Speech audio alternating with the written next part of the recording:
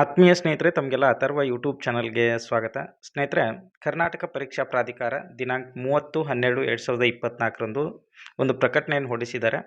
So ಈ ಒಂದು ಪ್ರಕಟಣೆಯಲ್ಲಿ ಏನು ಹೇಳ್ತಾ ಇದ್ದಾರೆ ಅಂತಂದರೆ, ದಿನಾಂಕ 24/11/2024 ಪ್ರಾಧಿಕಾರದಿಂದ ನಡೆಸಿದಂತಹ ಕೆಸೆಟ್ 2024 ಪರೀಕ್ಷೆಗೆ ಸಂಬಂಧಿಸಿದಂತೆ ಸಾಮಾನ್ಯ ಅಧ್ಯಯನ ಮತ್ತು ಒಟ್ಟು 41 ವಿವಿಧ ವಿಷಯಗಳ ಪತ್ರಿಕೆಗಳ ಅಂತಿಮ ಕೀ ಉತ್ತರಗಳನ್ನು ಆಲ್ರೆಡಿ ಪ್ರಕಟ ಮಾಡಿದ್ದಾರೆ.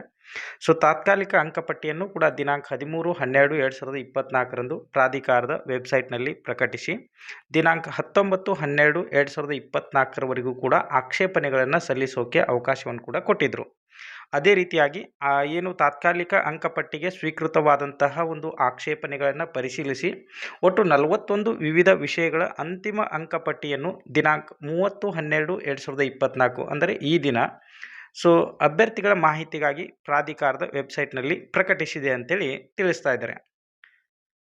ಸ್ನೇಹಿತರೆ, ನೀವು ಇಲ್ಲಿ ಗಮನಿಸ್ಬೋದು, KA ವೆಬ್ಸೈಟ್ನಲ್ಲಿ ನಾವು ಬಂದಾಗ ಇಲ್ಲಿ ನಿಮಗೆ ಒಂದು ಲಿಂಕನ್ನು ಕೂಡ ಅವರು ಆಲ್ರೆಡಿ ಕೊಟ್ಟಿದ್ದಾರೆ, ಅಂತಿಮ ಸ್ಕೋರ್ ಲಿಂಕ್ ಅಂತೇಳಿ. ಇದರ ಮೇಲೆ ನೀವು ಕ್ಲಿಕ್ ಮಾಡಿದಾಗ ನಿಮಗೆ ಇಲ್ಲಿ ಅಪ್ಲಿಕೇಶನ್ ನಂಬರ್, ಅದೇ ರೀತಿಯಾಗಿ ನಿಮ್ಮ ಡೇಟ್ ಆಫ್ ಬರ್ತನ್ನು ನೀವು ಹಾಕಿದ ತಕ್ಷಣ ನಿಮಗೆ ಒಂದು ಅಂತಿಮ ಫಲಿತಾಂಶ ಅಂತಕ್ಕಂಥದ್ದು ನಿಮಗೆ ಸಿಗ್ತದೆ. ಅದೇ ರೀತಿಯಾಗಿ ಅಂತಿಮ ಸ್ಕೋರ್ ಪಟ್ಟಿಯನ್ನು ಕೂಡ ಆಲ್ರೆಡಿ ಪ್ರಕಟ ಮಾಡಿದ್ದಾರೆ. ಇದು ಫೈನಲ್ ಆಗಿರ್ತದೆ. ಇದರಲ್ಲಿ ನಿಮ್ಮ ಸ್ಕೋರ್ ಏನಾಗಿದೆ ಅನ್ನೋದನ್ನು ನೀವು ಕನ್ಫರ್ಮ್ ಮಾಡಿಕೊಡ್ರಿ. ಯಾಕಂತಂದರೆ ಇದೇ ಅವರು ಬಿಡ್ತಕ್ಕಂತಹ ಒಂದು ಫೈನಲ್ ಆಗಿರ್ತಕ್ಕಂಥ ಸ್ಕೋರ್ ಲಿಸ್ಟ್ ಆಗಿದೆ. ಇದರ ನಂತರ ಕಟ್ ಆಫ್ ಎಷ್ಟು ನಿಂತು ಅನ್ನೋದನ್ನು ಆಲ್ಮೋಸ್ಟ್ ಇನ್ನೊಂದು ವಾರದಲ್ಲಿ ಬಿಡುವಂಥ ಸಾಧ್ಯತೆಗಳಿದೆ.